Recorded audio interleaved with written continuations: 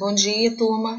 Nós vamos falar então do nosso último pensador racionalista, seguindo ali Descartes, seguindo ali o Baruch Spinoza. O Leibniz, nascido ali em 1646, meados do século XVII, falecendo ali no início do século XVIII. Alemão, por isso esse nome estranho aí. Ele tem uma frase inicial que vai fazer a gente entender a sua teoria. Deus, o melhor de todos os mundos possíveis. E aí, na sequência, então, no reino do espírito, busque clareza, no mundo material, busque utilidade. A sua teoria ela é chamada de a teoria do conhecimento. Como falei, alemão, estudioso, dedicou-se mais à filosofia do que aos seus antepassados ali. Ele conviveu com Spinoza, mas não conviveu com Descartes, mas é muito influenciado pelo método cartesiano. Seu livro mais importante, Novos Ensaios sobre o Entendimento Humano. Ele foi influenciado, a maioria dos pensadores racionalistas, pela filosofia ali cristã do período medieval, a escolástica, onde dizia o seguinte, que o conhecimento, né, o racionalismo, preconcebe aí, em contato com a verdade revelada, tal como a fé concebia, produzir, então, um conhecimento, fazendo essa relação ali com a produção de verdades, tentando provar a existência especificamente de Deus. Acho que vocês repararam que muitos racionalistas vão tentar provar, ou através das suas obras, tentar ali explicar a existência de Deus.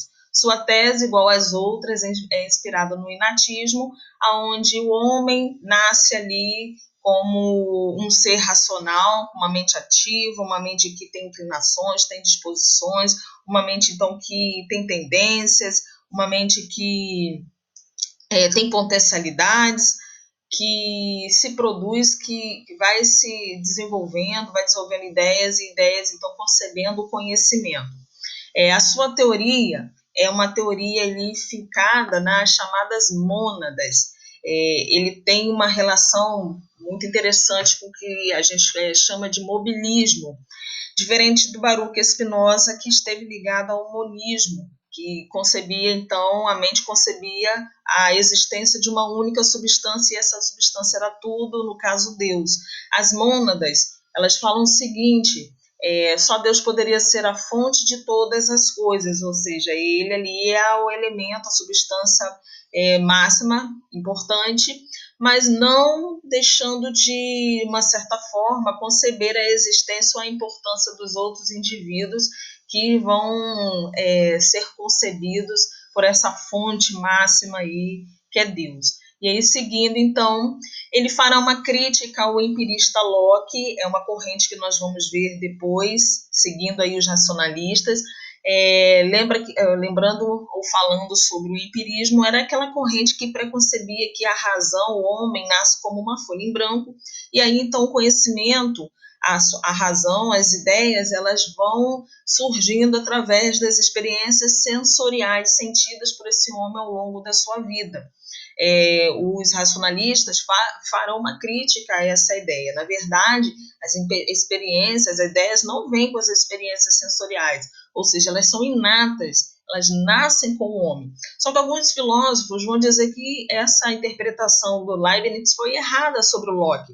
Na verdade, não que o Locke desconsiderasse o inatismo, pelo contrário, ele dizia que o homem nascia como uma folha em branco e ele ia desenvolvendo habilidades, ou seja, era possível então que ele viesse desenvolvendo habilidades inatas, ou seja, viesse se construindo e incluindo ali as experiências, os sentidos nessa construção, não desconsiderando o inatismo.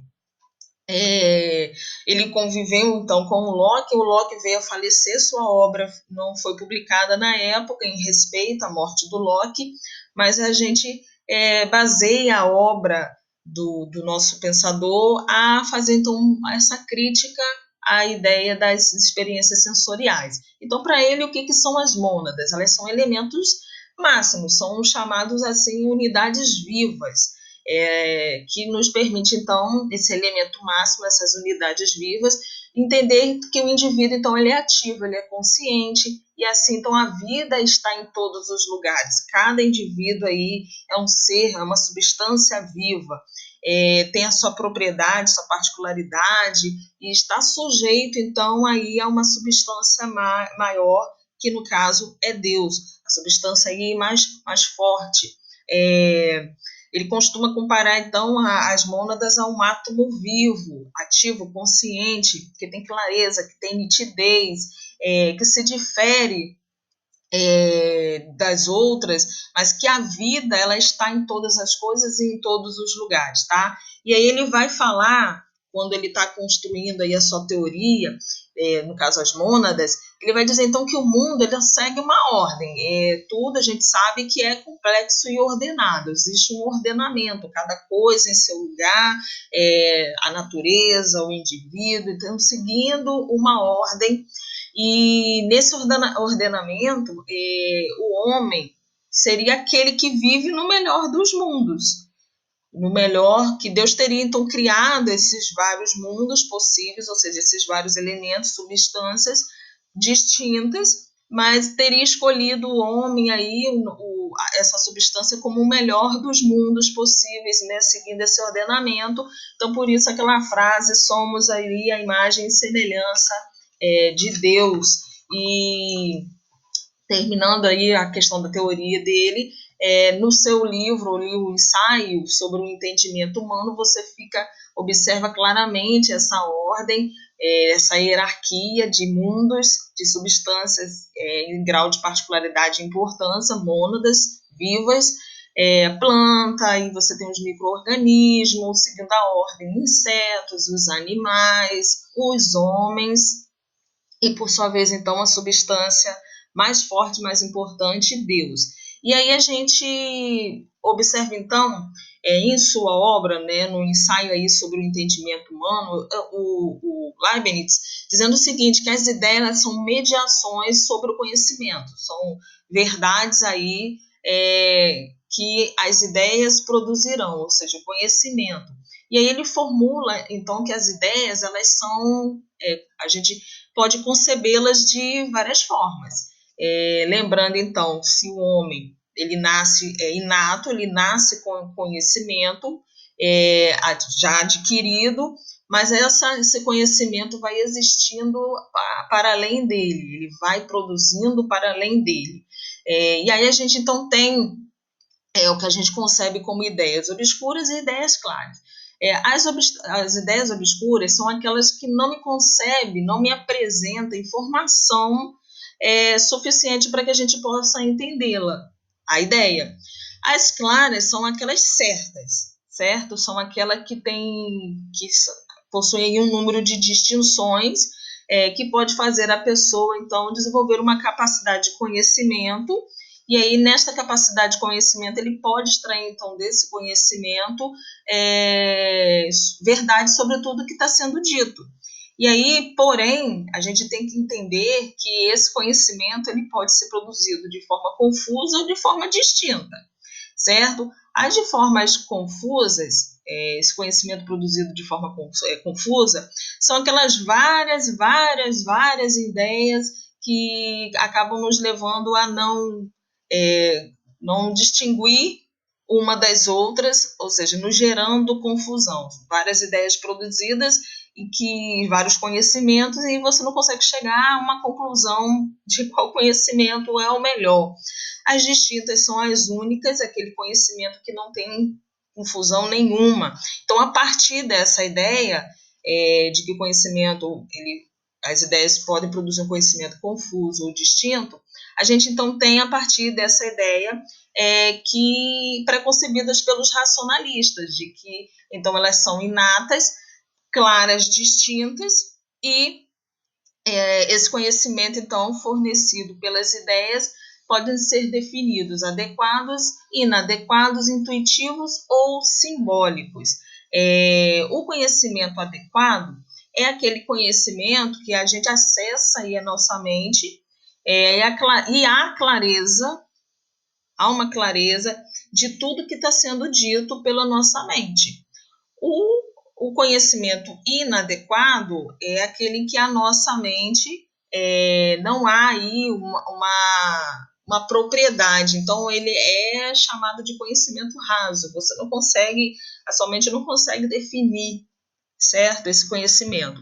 O intuitivo é aquele que você está associado ali a algumas percepções, algumas ideias que a gente guarda na nossa memória e de forma intuitiva, por intuição, você produz esse conhecimento, seguindo ali uma intuição particular, levando então à produção desse conhecimento, seguindo então uma intuição.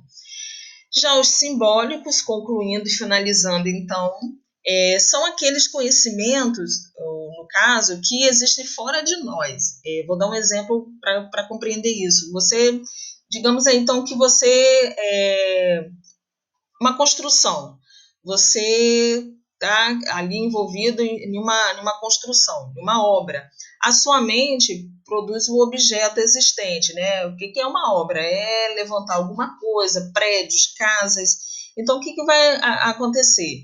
Toda vez então que a gente pensa, conhece aí, pensa nesse objeto, a gente, de uma certa forma, simbolicamente, está associando esse objeto ao que a gente está envolvido, que é, no caso, a construção, fazendo, relacionando, então, algo figurativo para somente preconceber o desenvolvimento daquilo e a conclusão daquilo, ou seja, da construção, preconcebendo aí os vários prédios, as formas, para se chegar então ali a uma definição final produzida pela sua mente, certo?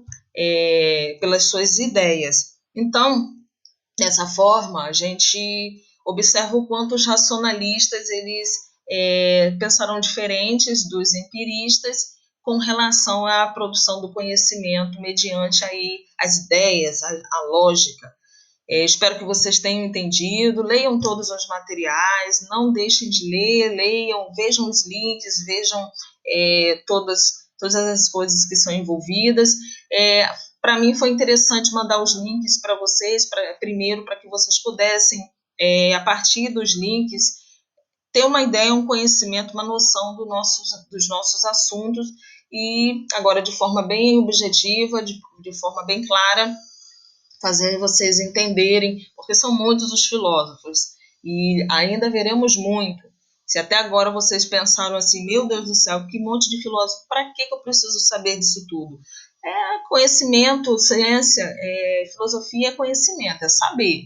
A gente só produz o conhecimento, a gente só produz o saber pensando, analisando, lendo, estudando, lembrando da ideia do método cartesiano, cada coisa sendo analisada e pode ser analisada, você dividindo-as aí de forma complexas ou simples, mas então produzindo, concebendo esse conhecimento. Então a gente precisa ter conhecimento, então veremos muitos filósofos, muitos pensadores, e finalizando as obras principais do Leibniz, do nosso pensador, as obras aí que ele tem, muitas delas foram produzidas durante a vida dele, outras só foram publicadas após a sua morte. A própria obra principal dele, aí, o Ensaio sobre o Entendimento Humano, só é publicado depois que ele morre, e lembrando que é uma obra que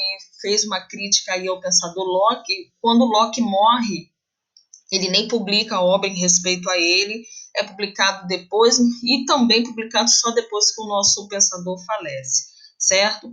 Espero que tenham entendido. Depois vocês receberão aí os vídeos dos outros filósofos. Um beijo a todos, estudem sempre e força aí em toda essa caminhada, e a gente se encontra, se Deus quiser, a gente se encontrará de novo. Um abraço a todos, fiquem com Deus.